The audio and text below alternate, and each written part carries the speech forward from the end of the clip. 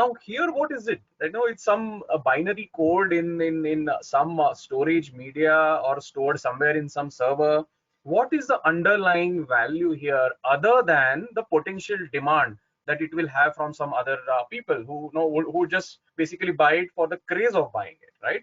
So it's very difficult to I mean, I would say the value here only lies in its demand, nothing else. There is no intrinsic value that a human can derive from this code, really. It's really a some kind of I mean, I don't know what to call it.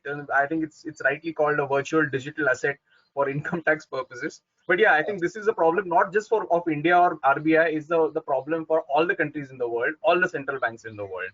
So having covered the Indian regulations, Manish, my question to you would be whether I mean, can an Indian resident, now it's clear that I can definitely invest in through the crypto exchanges which are based in India, right? So there are companies incorporated in India. Maybe some of them only had gone to the Supreme Court and they got the thing liberated, which was kind of stopped by the RBI.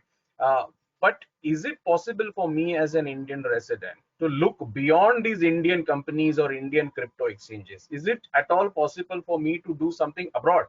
Uh, to for any reason. I mean, it could be more the ease of operating, or I'm just used to something. I get better rates, or something like. Is that even possible?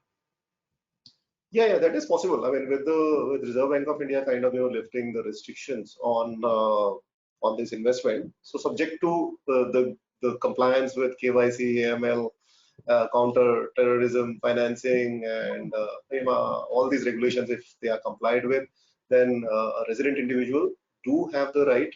I mean, company is a altogether different story, and I'll come to that later. But if there is a resident individual like you and me, and if you want to kind of invest in a overseas exchange, or in overseas process, or in overseas crypto, if you are buying a crypto from a person resident outside India, then in that case, the only option available to us is a liberalized remittance scheme